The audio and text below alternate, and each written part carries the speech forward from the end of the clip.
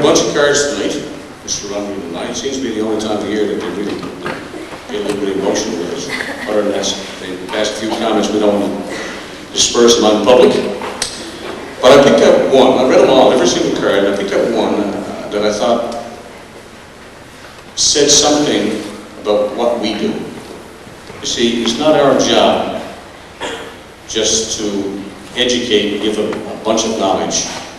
It's our job to try to broaden the mind.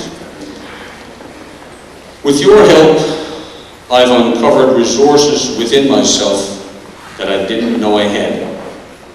Thank you for imparting not only information, but a passion for a lifetime of learning and growing.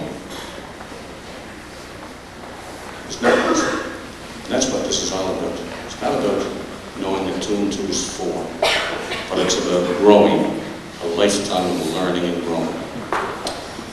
Having said that, I'm going to sit down and let the other Ronnie take over.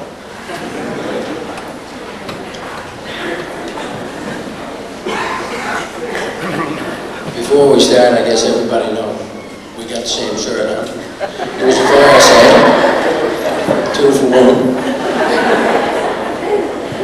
But before I get going, I can't top Mr. Pettit, because he's like, I believe he was one of the 3 boys, me.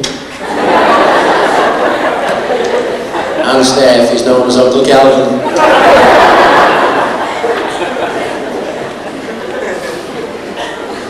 So I just want to comment on the decorations and time spent, because as everybody can see, it's a really good job tonight. Good evening, parents, special guests, and most importantly, graduates. I'd like at this point to recognize the amount of time and effort that has been put into the preparation of this evening's events. The grade 9 class, along with Ms. Christine Kendall, deserve a tremendous amount of credit for transforming the gym in what we see here tonight. It's obvious that much thought and creativity was needed to construct so many beautiful scenes. As you look around, you can see them. I think everyone would agree that tonight's decorations are as good or even better than any we've seen before.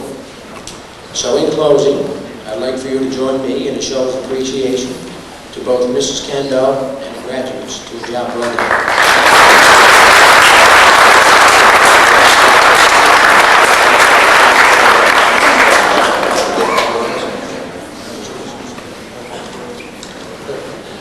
Uncle Calvin's back.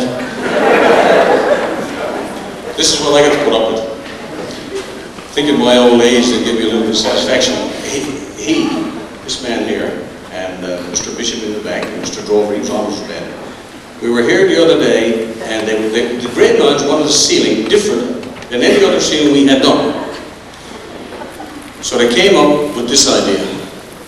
We didn't have a clue how to do it.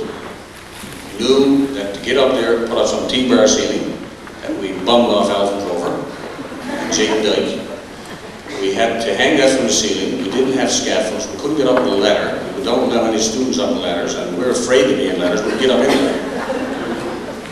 So somebody came up with the idea, some fool, namely me, why don't we do this on the floor and raise it afterwards?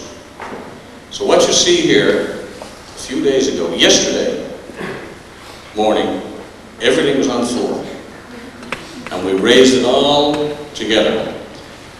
Mr. Lundgren and Mr. Bishop, they used to see how far they could stretch the streamers without breaking.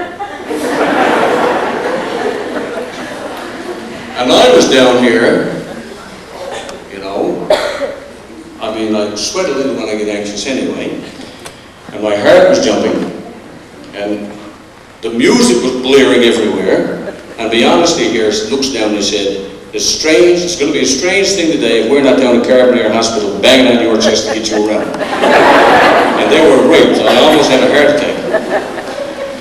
But they did a great job. Fantastic job. One of the best jobs I think I've ever seen anywhere. Having said all that, I'm going to try to move along a little bit, and we're going to call on our MC for today, Miss Jessica Neal.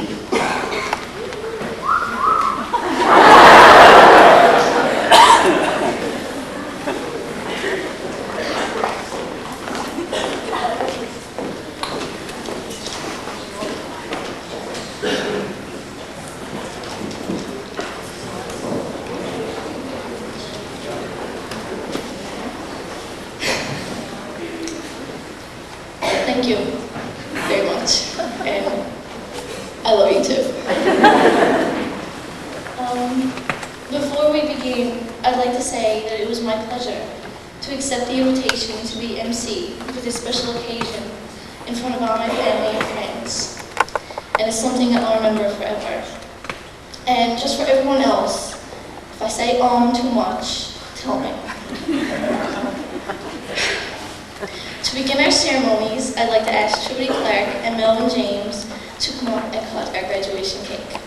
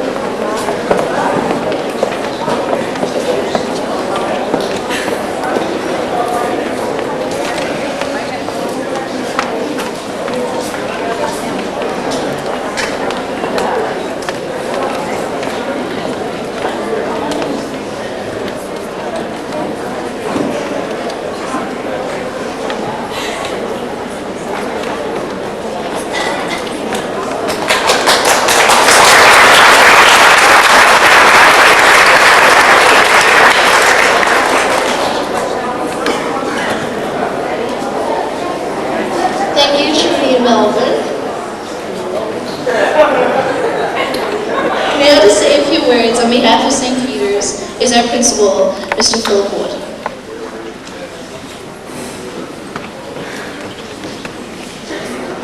Thank you, Jessica.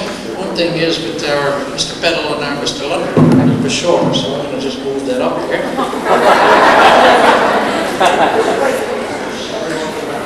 Anyway, thank you, Madam Chairperson, Reverend Young, Chairperson Lynch, invited guests, parents, teachers, and last but by no means least, graduates. Good evening. Let me begin by welcoming you all here tonight, and let me thank and congratulate everyone for making this night the night possible and the success it is today, and I know it is going to be over the course of this night.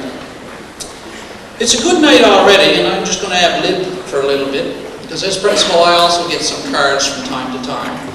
And I did get a number of cards given to me, and it's really, really satisfying as a teacher and a principal, because it says a lot about your teachers. There was no money in this card, as my boys would say. But anyway, a little point on the front of this card said, "It takes more than parents to help children learn and grow." From a teacher's perspective, it's fantastic to hear that, because believe me, you have a group of teachers, graduates, and I think you will say, and parents, that a group of teachers that go above and beyond the call of duty. Just a little while ago also, Mr. Peddle made notice or point of the fact that we were one of the schools that was designated to close recently. But let me assure you, we would have closed if it was not for a school council and the communities of Bishop's Cove, Bryan's Cove, and Upper Island Cove that said, no, we want our school. We are still an extremely viable school, and we want it. The school board heard you very loud and clear, because if you had not spoken, as Mr. Peddle said, we were set to close, and it could have been as early as September 2000. He also spoke about Miss Bartlett. You talk about dedication. I'm going to tell one, even though Miss Bartlett's not here. Miss Bartlett phoned me on Tuesday and said, I'm really hoping that I'm going to have this baby today, because I want to get out to the graduation on Thursday night. I said, Miss Bartlett, I said, you hold off. We don't want to see you on Thursday if you're having a baby on Tuesday. As Mr. Peddle said, she was all bound and determined to come here tonight. And not that we wouldn't want to see her, but of course, anyway, everybody understands what it means. Well, graduates, you have completed another phase in your life. As you leave us here at St. Peter's, you have had your kindergarten graduation, you have moved from primary to intermediate, and now you move on to high school. On behalf of all the teachers, both past and present, I sincerely hope that you have enjoyed your years at St. Peter's, and that from time to time you reflect back and fondly remember the good times you've had here. Despite the fact that I've only had the honor and privilege of being here for 2 years, I have quickly realized that you are a very special group of students. And believe me when I say I will miss each and every one of you. I will miss a number of things about you, about this fine group of young men and women. I'll miss the affectionate and contagious smile of Raylene Lynch, the questions of our MC, Jessica Neal. Oh, Jessica would come up, Mr. Wood, I have a question.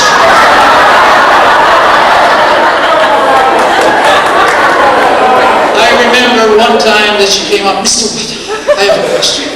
And the question was, she wanted to move the dances from 10 o'clock closing to 11 o'clock closing. So I said, Jessica, how about we split the difference? We'll say 10:30. Okay, she said. Anyway, she walked away, and one of her friends that were with her, and I don't remember exactly who it was, you were going to ask that it would be open to 11. How come you gave in?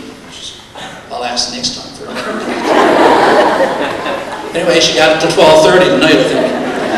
I'm going to miss wondering on a daily basis, how big is Mark Bishop getting at all?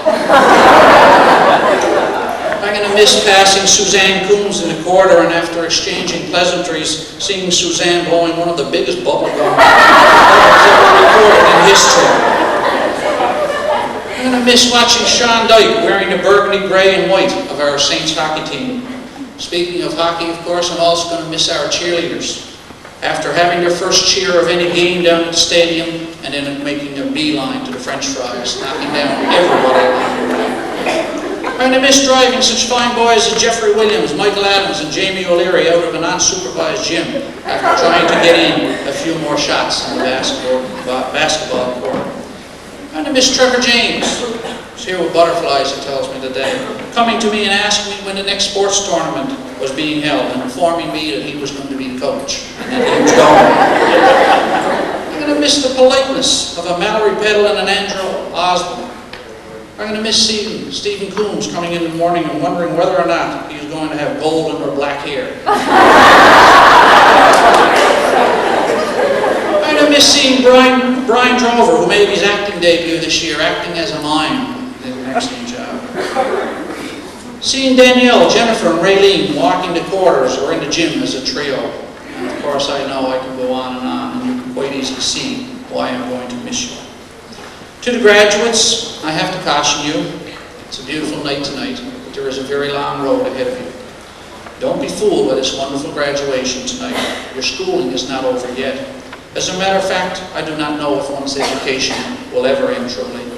And I witness, of course, a speaker that's coming up a little while later, Reverend Young, who I had the honor of knowing as a colleague in the teaching profession, who took on such an enormous task as being encourager of yours. Please remember, if on your road to success obstacles appear, don't let them stop you. The road to success will have toll gates, and you must be willing to pay the price to travel on it. Over the course of history, many great people overcame obstacles. People such as Helen Keller, Terry Fox, Nelson Mandela, and Winston Churchill. However, their hardships seem to have triggered them on to greatness. In conclusion, let me share with you something that I heard one time from Laurie Skreslet. And Laurie Skreslet was one of the first Canadians to climb Mount Everest. Mr. Skreslet spoke to us about his adventure and some of the attributes that go along with it. And I feel that it would be very appropriate to share that with you, as you young people have a lot of life ahead of you. It's going to be an adventure.